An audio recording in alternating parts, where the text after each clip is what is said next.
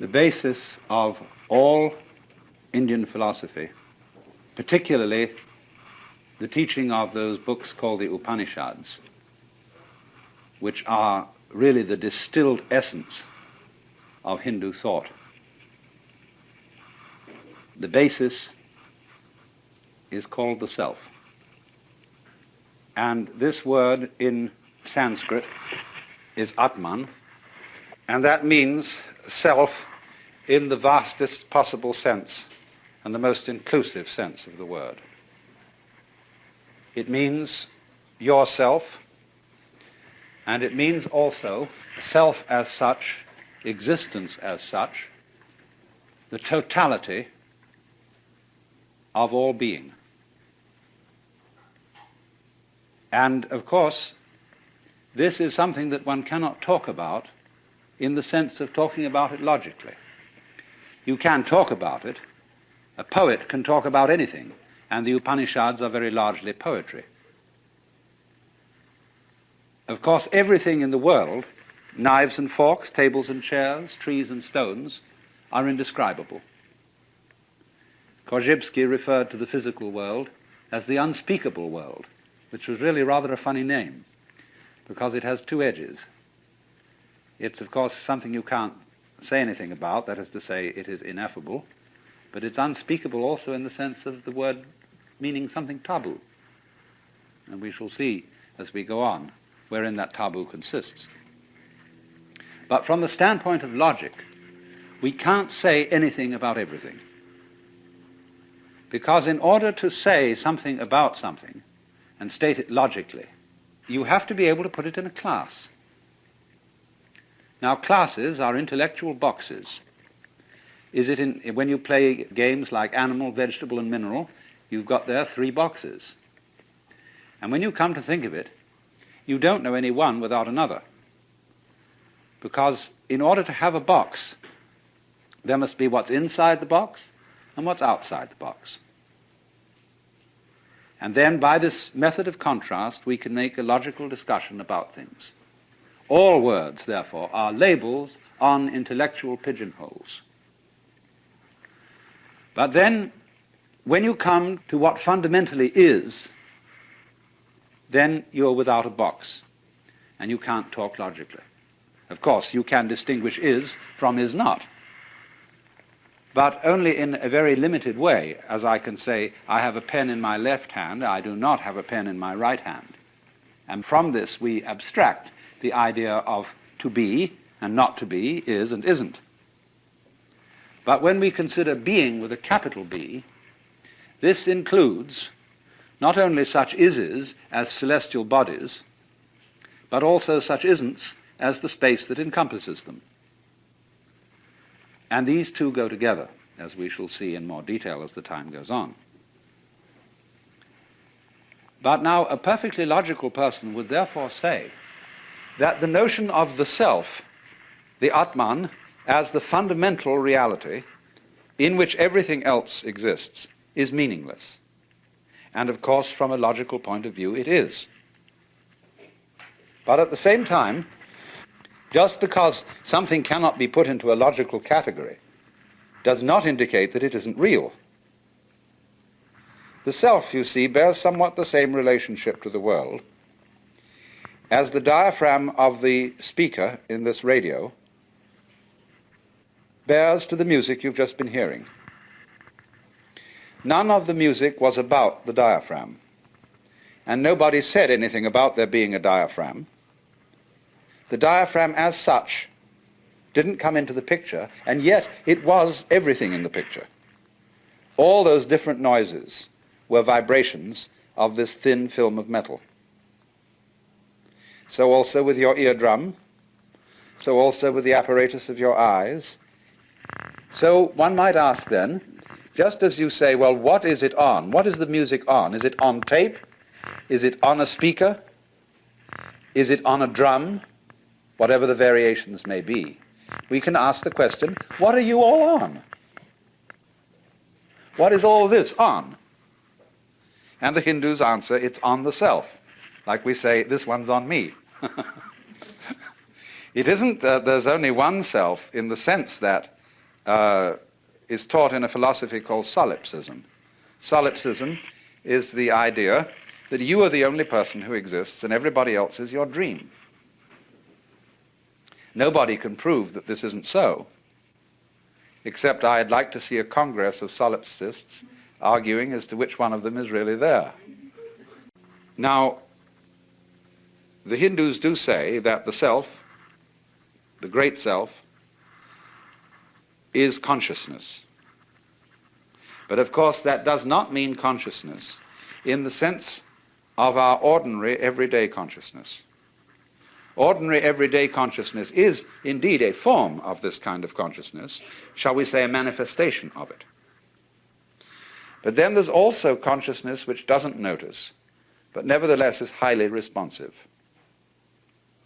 The way your heart beats, the way you breathe, the way you grow your hair, you're doing it, but you don't know how it's done.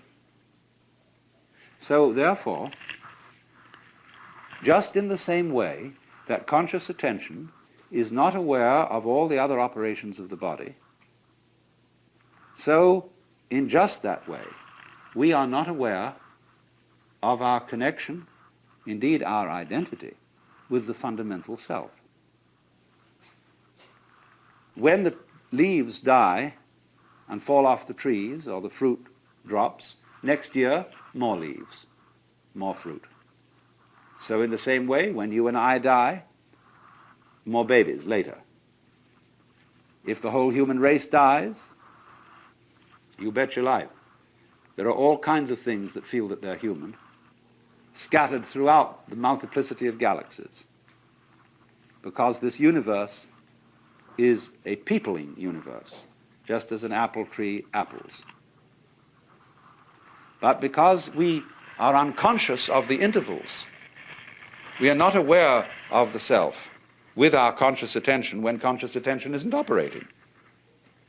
But still, just as you don't notice what your pineal gland, say, is doing at the moment, so in the same way, you don't notice the connections which tie us all together, not only here and now, but forever and ever and ever and ever. The difficulty and the basic reason why we don't notice the self is that the self doesn't need to look at itself. A knife doesn't need to cut itself. Fire doesn't need to burn itself. Water doesn't need to quench itself. And a light doesn't need to shine on itself. So this is the fundamental problem of having some sort of awareness of the self. Nevertheless, it is the whole contention of Indian philosophy, especially what we call Vedanta, that it is possible in a certain way to become aware of oneself in this deepest sense, to know that you are the totality. And this experience is the real substance of Indian philosophy as a whole, both Hindu and Buddhist. It is called moksha, which roughly means liberation. Liberation from the hallucination that you are just poor little me. To wake up from that kind of hypnosis and discover that you are simply something, your organism, your physical body, your conscious attention, which is your ego, that you are something being done by this vast, indescribable self, which is out of time, which has no beginning, no end, it neither continues nor discontinues. It's beyond all categorization whatsoever. And so the Upanishads say, all we can say of it positively is the negative. Neti, neti, it is not this, it is not that. Anything, therefore, you can formulate, imagine, picture, will not be the self. So when you are trying to know the self, you have to get rid of every idea in your head. It doesn't mean, as some people seem to think, that you have to get rid of every sense impression. It isn't as if you had to go into a catatonic state of total absorption. Of course, that can be done. But the full moksha, the full liberation, is when you come back out of absorption and see this everyday world just as it looks now, but see as clearly can be that it is all the self. You can become aware of this tremendous interconnectedness of everything. And that is what somebody who is moksha, who is liberated, sees. He sees, shall we say, that everything goes together. And that is, in a way, what we mean by relativity. Because relativity means relatedness. Just as fronts go with backs and tops with bottoms, insides with outsides, solids with spaces, so everything that there is goes together. And it makes no difference whether it lasts a long time or whether it lasts a short time. A galaxy goes together with all the universe just as much as a mosquito, which has a very short life. From the standpoint of the self, time is completely relative. You can have, if you scale it down, as much time between two of those very rapid drum beats as you can in eons and eons and eons. It's all a question of point of view, or, to use a scientific expression, level of magnification. Change your magnification and you see molecules. And we know by other methods of observation that it can get smaller and smaller and smaller, and that the spaces between these minute units are so vast that they're comparable to the distances between the sun and the planets in scale. So also with time. So in this sense, there could be vast, vast universes full of empires and battleships and palaces and brothels and restaurants and orchestras in the tip of your fingernail. And on the other hand, we could be all going on in the tip of somebody else's fingernail. It's very important to understand not only the relativity of size and of time, but also of what there is. Now, as you know, the human senses respond only to a very small band of the known spectrum of vibrations. We know through instruments of quite a vast spectrum, but we, as I say, with our senses, see only a little of it. If our senses were in some way altered, we would see a rather different looking world. We can do this, of course. We can put on special lenses to enable us to see heat. And then we see all the heat radiations coming out of people. And we say, well, I never noticed that about you before. But so in the same way, you see, there are infinitely many possibilities of vibration and of organs sensitive to those vibrations, so that there could be worlds within worlds within worlds, spaces within spaces, just like the many, many wavelengths of radio and television, going on forever and ever in all directions. The possibilities are infinite. But having senses and noticing is a selective process. It picks out only certain ones, just as when you play the piano. You don't take both arms and slam down all keys at once. You select. And so perception is a kind of piano playing. It is picking out certain things as significant, that is to say, as constituting patterns.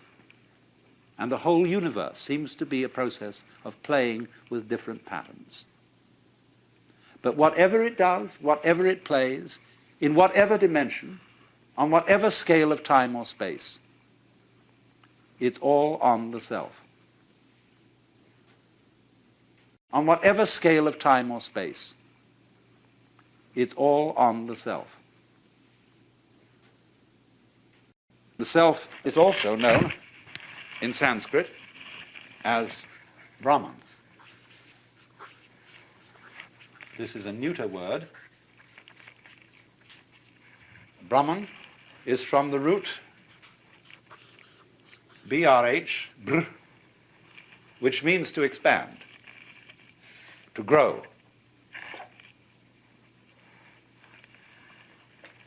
It isn't quite clear exactly why this word was chosen. Sometimes there's a still better word for the self, which I like, is the word tat, almost like tit for tat. Tat means that. We get our word that from the Sanskrit tat. And so when the baby comes into being, first of all, the first thing it says is da, da. The baby is pointing, da, da, da. And it's saying that. Look, isn't that marvelous? That, you see? So that is the which than which there is no whicher. And so you get the formula in this Brihadaranyaka Upanishad, tat tvam asi, which means tat, that, tuam, Latin, you, asi, are. You are that. Or that thou art. That art thou. So, in this sense then, every self is modeled on and is an expression of the one self, because you all feel individually that you're the center of the world. And everything else is seen in circles, circling out, sphering out from where you are. And that's, as it were, called the microcosm, the little cosmos. But then in the same way, the macrocosm has a central self, although this is not central in the way we talk about centers in space. Do you see that? A center of a circle is in the middle of the circle, and the circumference is away from it. But you could use a phrase that the Christian theologians have used of God, that circle whose center is everywhere and whose circumference is nowhere. You could speak of Brahman that way. It isn't in the middle of the universe, spatially speaking. You might ask the question, where is the universe? Ever thought of that one? Where is it? Well, you can't say where, because every where has to be in relation to something. There would have to be another universe to say where this one is. But then, since those two together would constitute the universe, we wouldn't still be able to say where it was. It isn't anywhere. And so in that sense, the center isn't anywhere in space locally. And furthermore, the kind of space we are dealing with is only one possible kind of space. It's the kind of space our physical organisms are attuned to. We are, you see, like the radio. We pick up what wavelength we're on.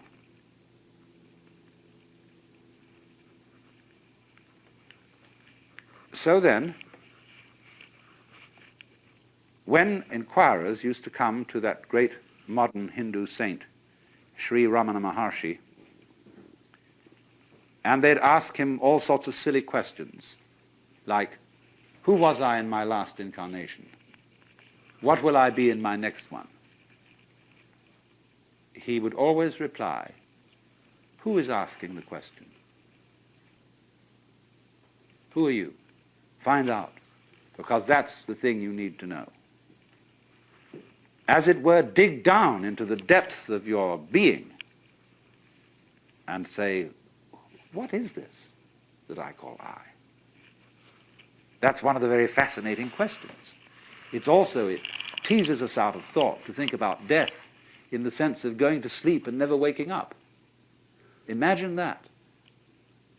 And you find you can't. And yet it's a thought that although you can't get to grips with it, it remains fascinating. Also the question, how is it suddenly that you awakened into this world? Where were you before? In Zen Buddhism, they have the meditation problem, the koan. Before your father and mother conceived you, what is your original nature? And that's the same sort of weird question as what it would be like to go to sleep and never wake up. What was it like to wake up having not previously gone to sleep? It's very mysterious. But as you go on and plumb this question, you begin to develop the feeling that your existence is exceedingly odd. In many ways odd. Odd because it is here and it so easily might not have been. After all, if your father hadn't met your mother, would you be here?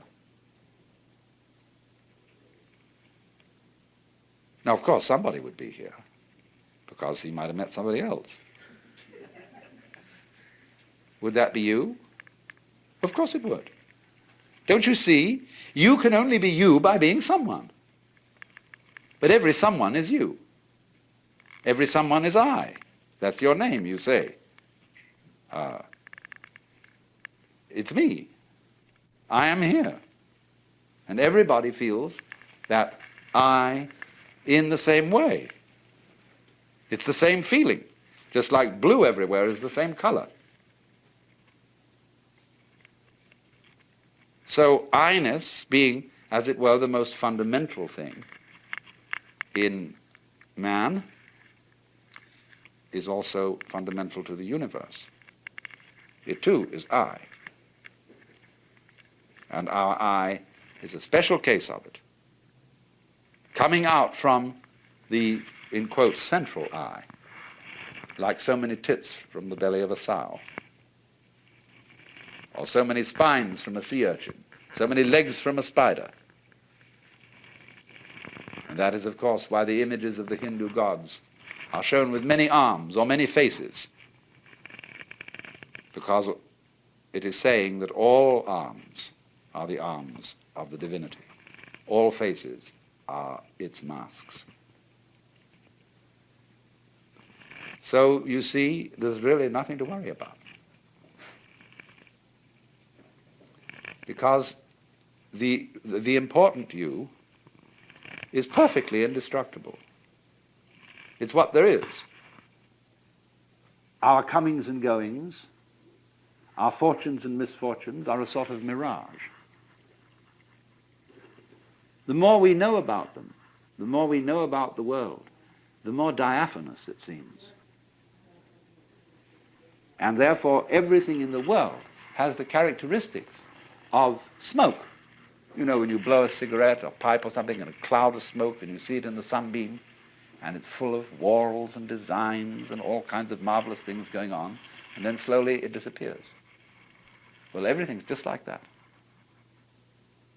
Now, there are two attitudes you can take to that state of affairs. You can say sour grapes. It's all a lousy, wretched trap. And here I am, and I'm given all these feelings of love and attachment and joy of life, and then I fall apart. My teeth drop out, my eyes become feeble. I get cancer or cirrhosis of the liver or something, and then it all falls apart, and it's too bad. Therefore, don't become attached to things. Don't enjoy life. Treat it, holding it off like that, just like a very, very firm person who's been jilted and says, never again will I get mixed up with love, because love hurts. But on the other hand, a weaving of smoke can be very beautiful, provided you don't lean on it, provided you don't try to preserve it, catch hold of it. Then you destroy it. So exactly the same way, there's nothing in the way of form that you can lean on, that you can grasp. And if you see that, then the world of form is very beautiful. If you let it go, to love people, you see, if you're husband and wife, you must let each other go. Otherwise, the marriage is either going to break up or it's going to be hell. If you love a person, you say to that person, look, I love you, whatever that may be. I've seen quite a bit of it, and I know there's lots that I haven't seen, but still it's you, and I want you to be what you want to be. And I won't be happy if I've got you in a cage. You'll be a bird without song. And they're likely to go on loving each other. But if they wrap each other up with all sorts of ties and chains and documents and things, then they are not on a very safe basis. The very firm words of those documents belie the situation, because nobody curses and swears and kisses the Bible and all sorts of things like that if he means yes. If there's some doubt that he means yes, then he's asked, what do you call this, rituals of cursing and swearing and signing on dotted lines and putting the seal something. Indicates doubt right at once. It just does a fly in the ointment from the beginning. On dotted lines and putting the seal something. Indicates doubt right at once. It just does a fly in the ointment from the beginning. So when the Hindu and Buddhist philosophers speak of detachment from all this apparent world of separate beings, detachment means going with this whole thing and not resisting its change. And you can afford to go with it. You can afford to get mixed up in life and to fall in love and to get involved with all sorts of things. You can afford it if you know that it's an illusion. But this is not illusion in a bad sense of the word. Here's this Hindu word, crucial. The world is called Maya. This word Maya, yes, it means illusion. It means magic. It means art. It means delineation or measurement. And so from matra we get meter. And we also get matter, material. Isn't it funny that when we say material, today we mean something very real, whereas the root of the word is illusion. So you see, I mean, measurement is kind of an illusion. You don't find inches lying around. You can't pick up an inch. So in the same way that hours and inches and pounds and dollars and so on are actually imaginary. They're elaborate systems of cosmic bookkeeping with their little scratches on paper, little hairlines on dials. So in exactly that way, the distinction between things is Maya, is imaginary. But what an imagination. In a way, to say that the world is Maya is at the same time to say that what lies behind Maya is immaterial. Look at the reversal of the word. Oh, it's immaterial. Doesn't matter. What matters? It's all this. But that gets us to a deeper point yet. The self, the real self, doesn't matter. Which is another way of saying it doesn't exist for any purpose. It doesn't need to exist for any purpose. What purpose would it exist for? When it's what there is. It won't find anything in the future. has nothing in the past that it has to go back and remember, is now, an eternal now. And so in that way, it doesn't matter. But therefore, the most important thing in the universe is the one thing that doesn't matter, the one thing that's totally and completely useless, and that nobody can find anything for. Once a Zen master was asked, what is the most valuable thing in the world? And he answered, the head of a dead cat. Why? Because no one can put a price on it. So this self, the Brahman, is like the head of a dead cat. But you see, if then you say,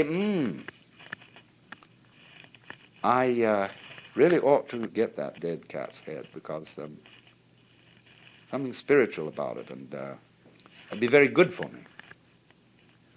After all, if I knew the self, I might be a better person. People might like me more. I'd be more constructive in society. I would do this, that, and the other. Do you see, that's putting the cart before the horse. That's trying to make the tail wag the dog.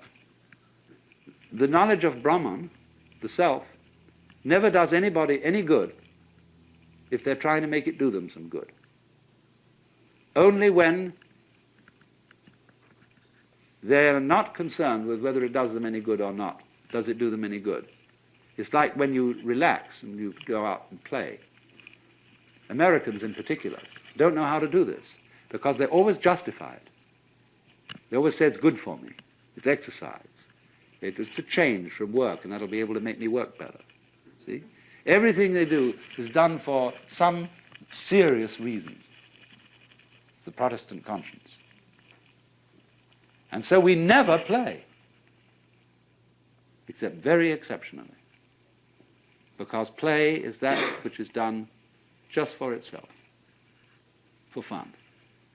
So the self, the Atman, the Brahman, exists for fun. It has no reason to exist. It's completely useless. And it is, therefore, Maya is linked with the word lila. And that means play. Also, of course, the word illusion in English is derived from the Latin ludere, to play. So the nature, you might say, of the self is that it does no work. It only plays. Work is something serious, that you do for a purpose because you believe that you've got to go on living. You work to survive because you think you have to survive. That was one of the things they told you as a little child. You've got to go on, man.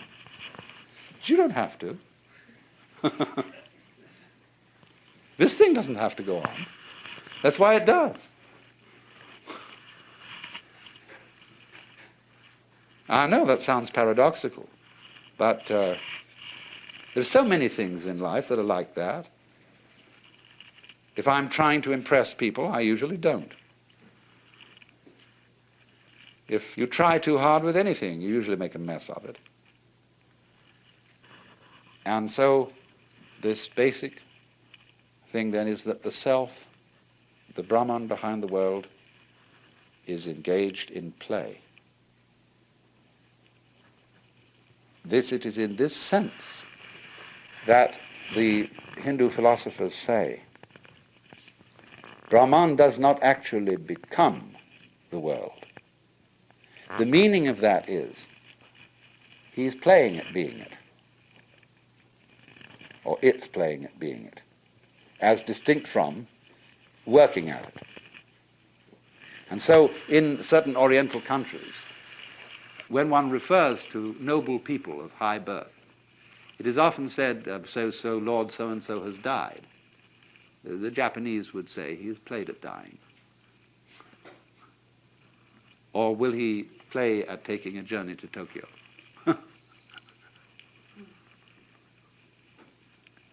Also, remember this, although I've constantly used in this talk the word one to apply to the self, and central,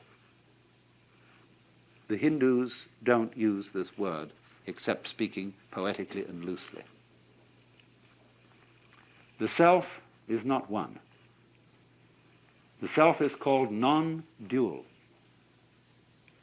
Because you see, the idea of one has an opposite. The opposite of one is many, or none. But the which than which there is no whicher has no opposite. There's nothing outside it. So you can't call it one, because one is an exclusive idea. It excludes two. So they call it, instead of one, they call it non-dual, which is Advaita. This is from the word, you see, Deva is the root meaning two. The V becomes U, so we get dual. And A is the meaning in Sanskrit often non.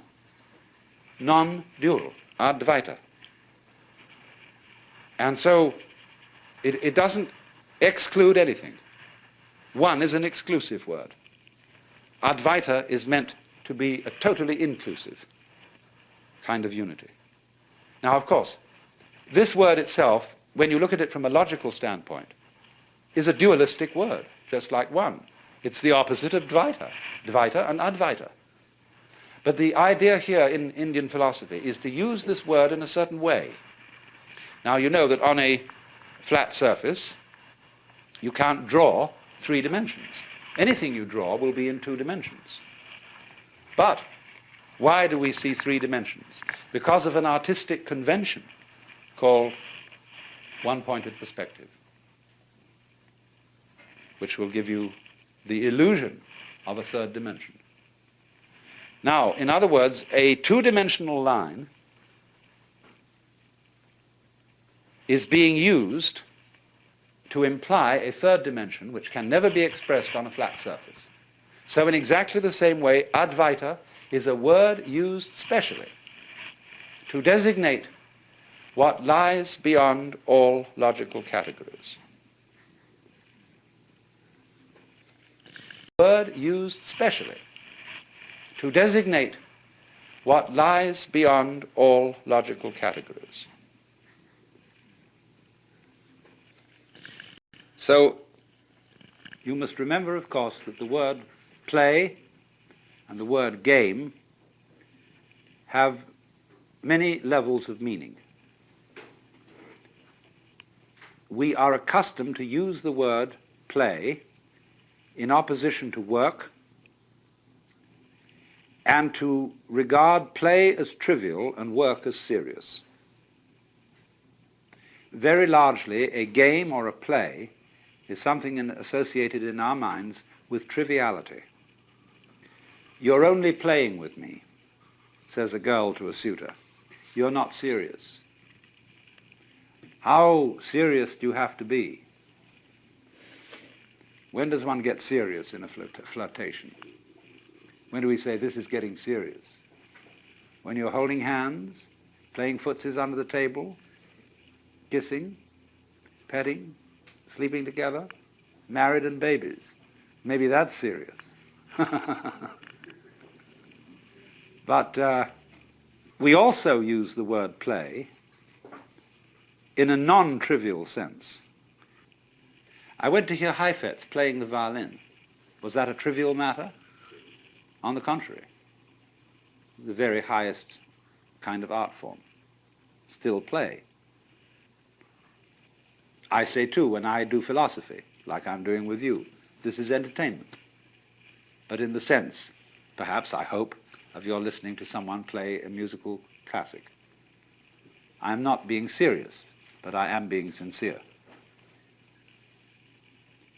The difference, you see, between seriousness and sincerity is that seriousness is someone speaking in the context of the possibility of tragedy. That there is a situation where things might go absolutely wrong. And then I put on the expression which is serious.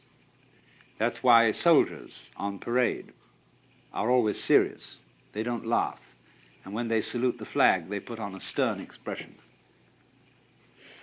That's why in courts of law and in churches, people don't normally laugh, because all that we deal with here is very important, a matter of life and death. But the fundamental question must be brought forth, is God serious?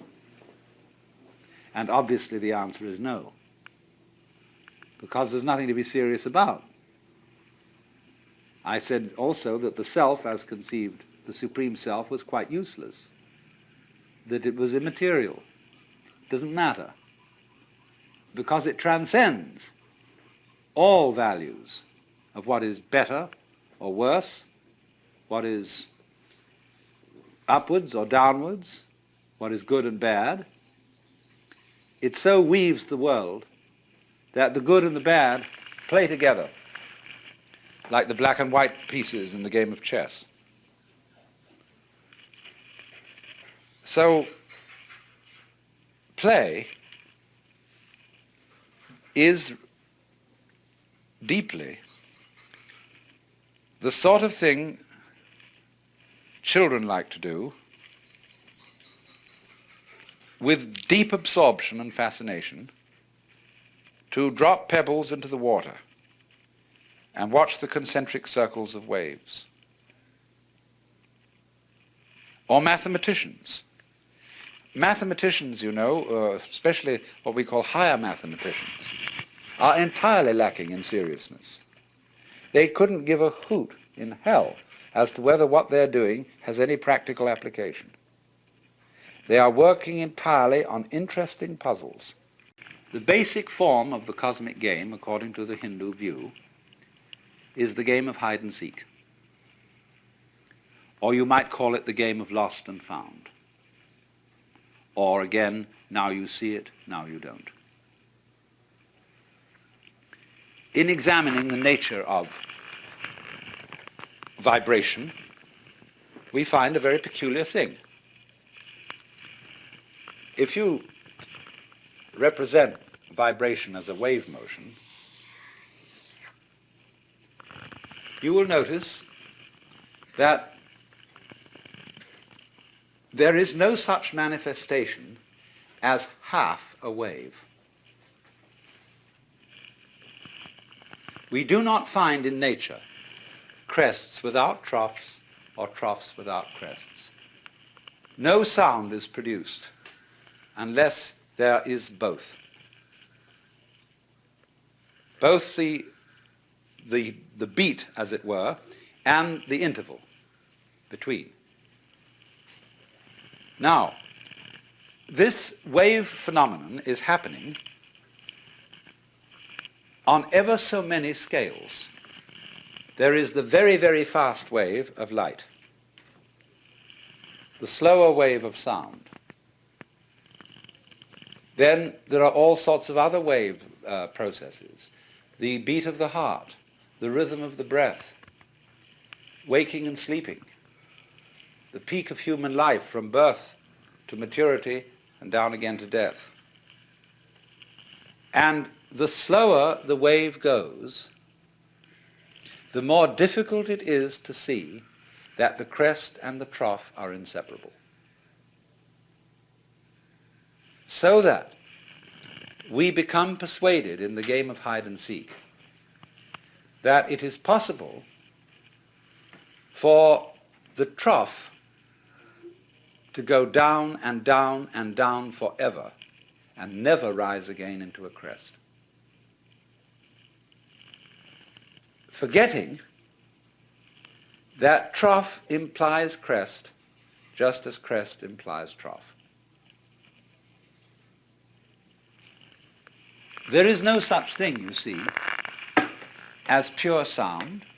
Sound is sound silence. Light is light darkness. Light is pulsation. And between every light pulse, there is the dark pulse. And so the Hindu image is that the self eternally plays a game of hide and seek with itself. Hindus calculate time in kalpa units. And the kalpa is 4,320,000 years. And so they say that for a period of a kalpa, the worlds are manifested, or any particular universe not all universes, but let's say any particular galaxy or whatever it may be, world order of some kind.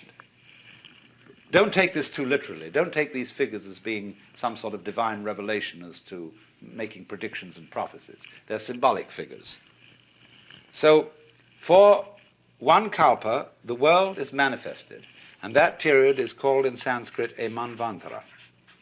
And during that time, the Brahman plays hide. And it hides in all of us, pretending that it's us. And then at the end of the kalpa, there comes the period called pralaya.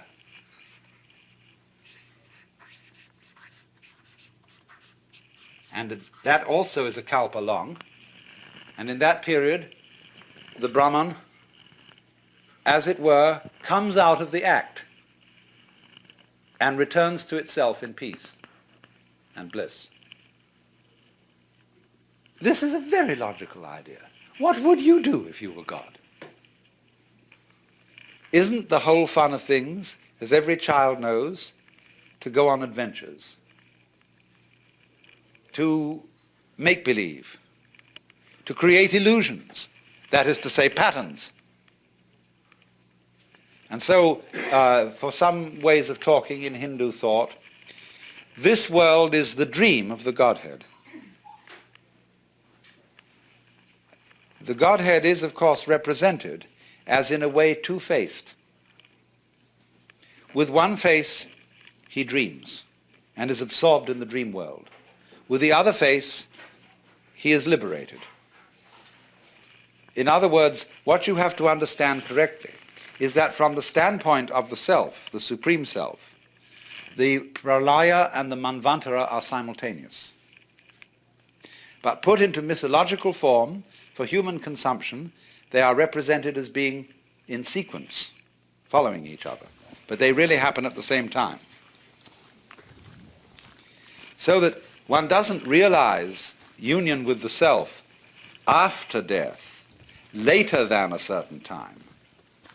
All references to the hereafter should correctly be understood as the herein, as a domain deeper than egocentric consciousness. That is to say, when you get down to the bottom of the egocentric consciousness, you get to its limit, which is figuratively its death. Then you go on inwards, the self deeper than the conscious attention. And in that way, you go inwards to eternity. You don't go onwards to eternity.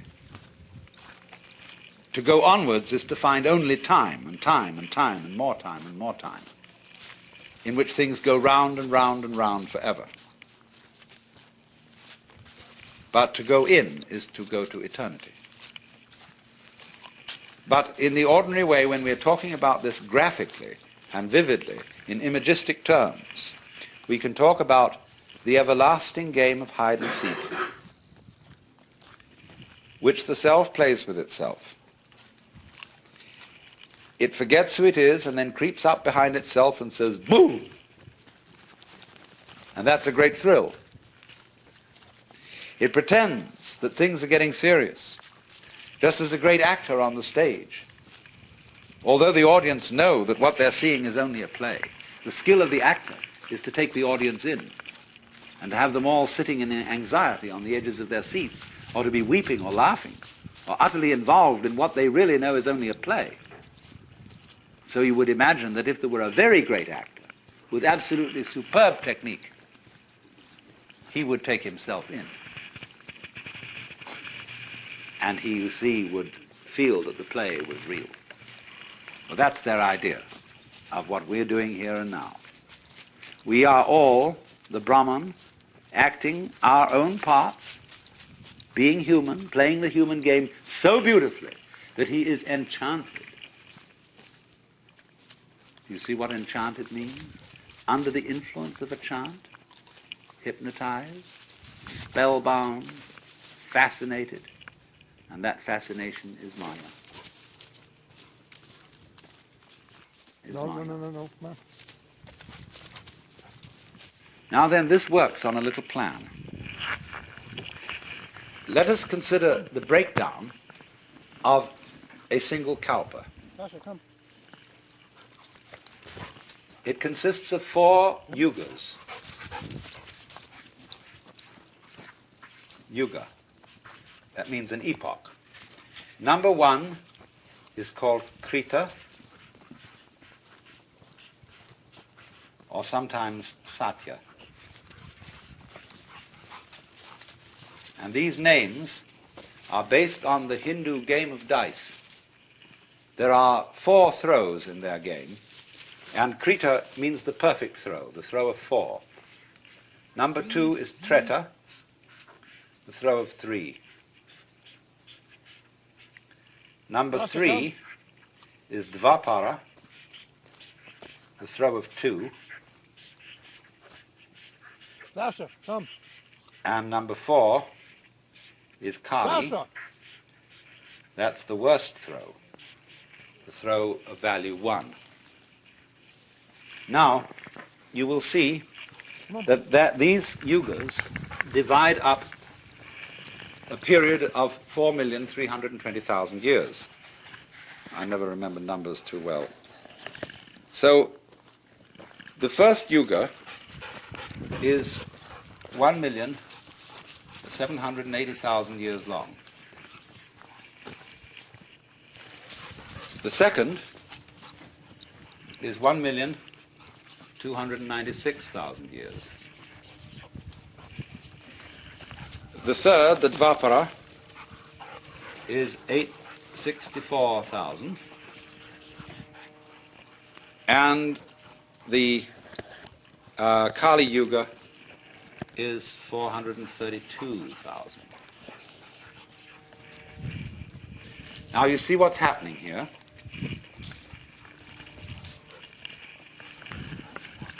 When the manifestation starts, it's as good as possible. Everything is just glorious. Because you know well that if you were dreaming anything you wanted to dream, you would start out by having the most luscious dreams imaginable. Now when we get, you see, to the Treta Yuga, something is a little bit wrong.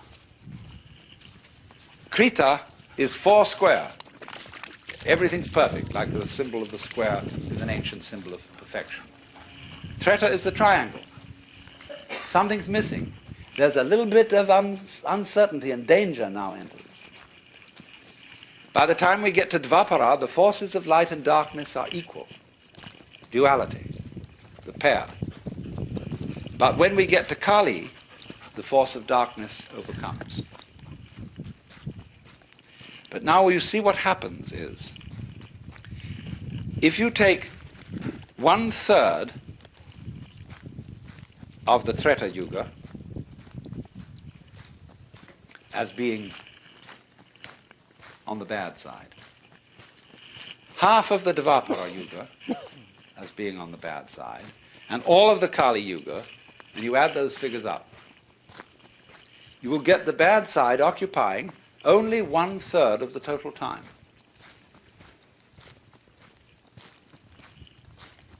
So what's going on here?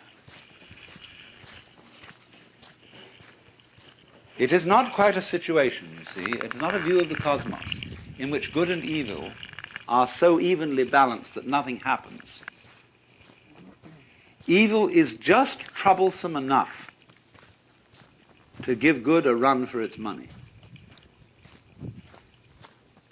It's as the game that is being played here is playing order against chaos.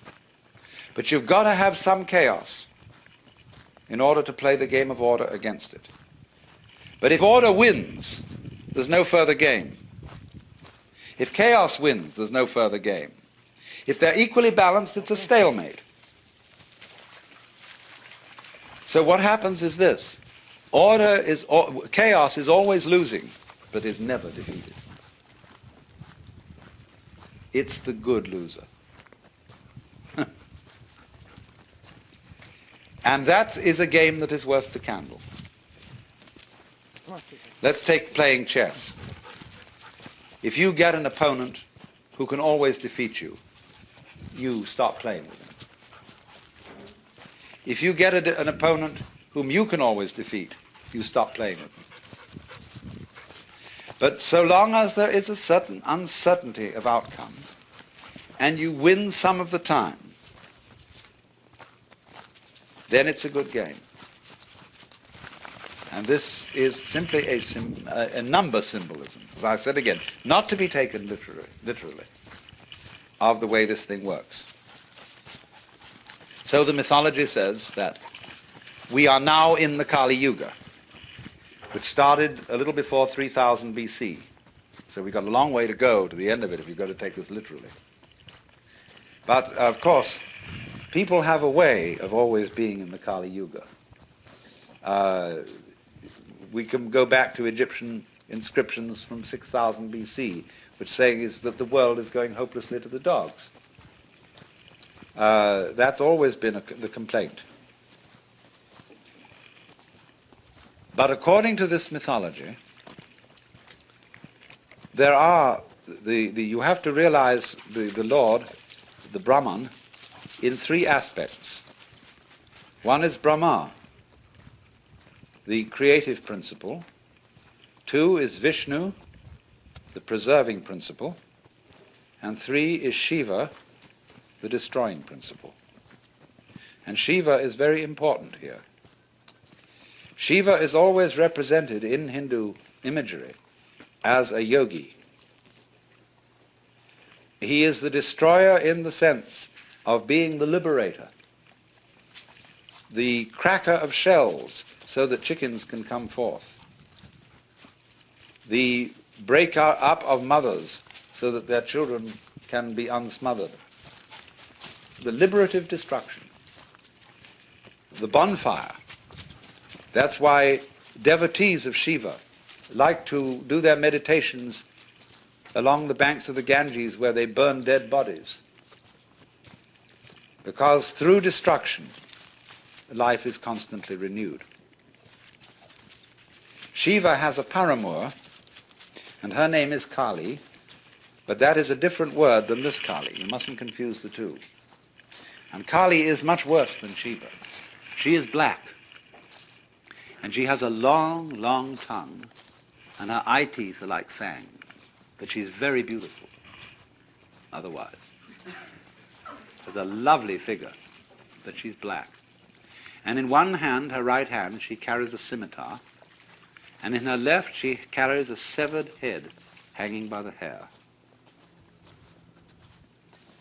And Kali, who is Shiva's, you see, Shiva is normally considered wedded. All the gods have their paramours, and they're all examples of the one central self. She's called Parvati, but that's her bright aspect. But her dark aspect is Kali. And Kali is the awful awfuls, the thing above all that men most dread. Kali is outer darkness. Kali is the end. She may be represented as a blood-sucking octopus, as a spider mother that eats its spouse. And Kali is the principle of total night. And yet there are those in India like Sri Ramakrishna for whom Kali is the supreme mother goddess. Because she is two-faced. She is playful and terrifying, loving and devouring.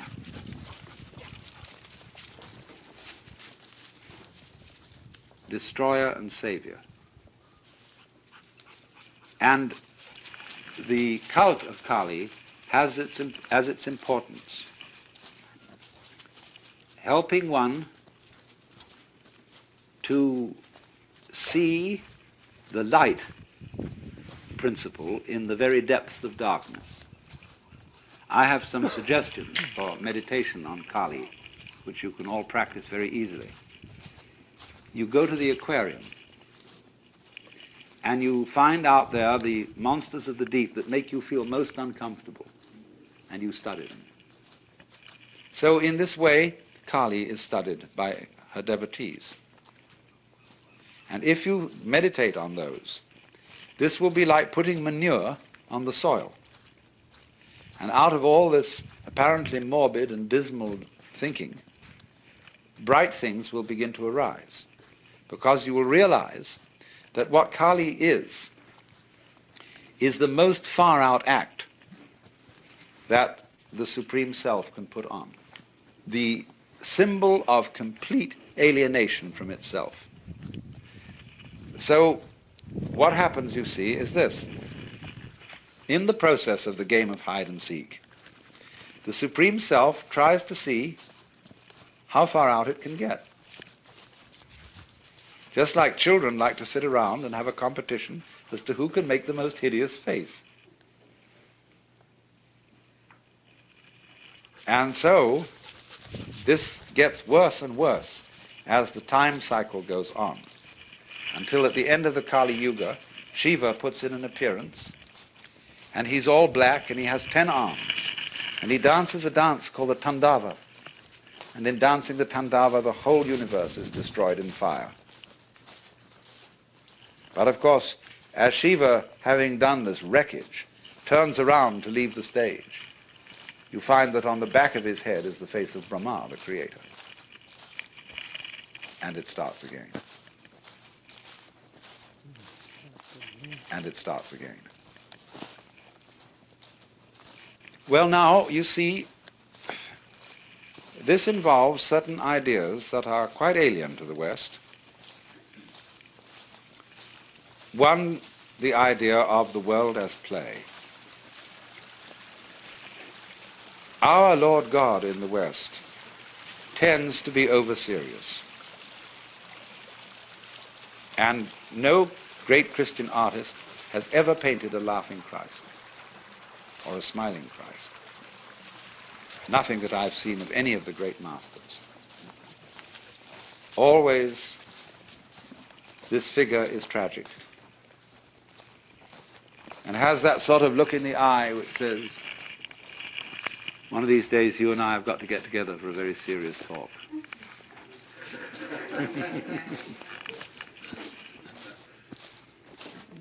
So you see, there is some difficulty about the notion of the world as dramatic play for us. There's another difficult notion here, and that is cyclic time. See, most of us live in linear time. This originated with St. Augustine and his interpretation of the Bible. Now, I don't know how true this really is, but it's certainly a big fashion in modern scholarship to say that it was Judaism that gave us the idea of history. Hindus have no interest in history whatsoever, or not until recent times, to the total exasperation of historians. There is no way of finding textual evidence of the age of most of the Hindu scriptures, because they aren't interested in history as such. They are only interested in human events as archetypal occurrences, as repetitions of the great mythological themes over and over again. So if in a document started out that a certain adventure happened to King so-and-so, whom everybody knew at the time, in the next generation they had changed the name of that king to the current king, because the story was typical anyway. They just wanted to say a king everybody knew. They altered things in that way, and so they know no kind of chronology. And if you ask even quite intelligent Asians about this, they have difficulty in understanding what kind of a question you're asking. What is this history thing? Whereas on the other hand, according to our scholars, the Jews were historically minded because they remembered the story of their descent from Adam and Abraham, the great event of the liberation from Egypt, and then the triumphant reign of King David, and then things go sliding downhill as other political forces become stronger and stronger. And so they get fixed on the idea that one day is going to be the day of the Lord, and the Messiah will come and put an end to history. And there will be the restoration of paradise. But this is linear. They don't think of the world having been created many, many times before and come to an end many, many times before. It's one clear ascent from start to finish, from Alpha to Omega. Well, when St. Augustine was thinking about this, he thought, if time is cyclic, Jesus would have to be crucified for the salvation of the world once in every cycle. But for some reason he had it firmly fixed into his head that there was only one historical crucifixion in time. What they call the one full, perfect, sufficient sacrifice, oblation, and satisfaction for the sins of the whole world. Once is enough. Now, of course, he got his hierarchies confused. It's true, there is one sacrifice, but that's on the plane of eternity. On the plane of time, eternal things can be repeated again and again and again. But so, as a result of that, we are handed down, not a Greek, the Greeks also had cyclic time, like the Hindus. But we have been handed down linear time, and therefore we are always thinking of a progression that will take us steadily, steadily, steadily, faster and faster, to a more and more perfect world. And it will get better, better, and better, and better, all the way along, if we keep our heads.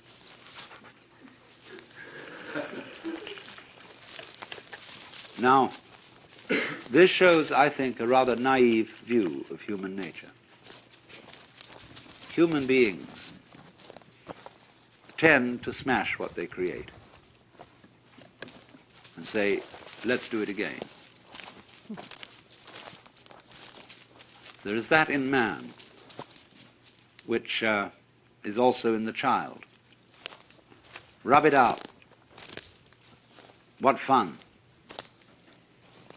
And so it isn't really too realistic to suppose that human beings will simply get better and better and better and better and better, because they'll soon get tired of it. They say, let's be as awful as possible.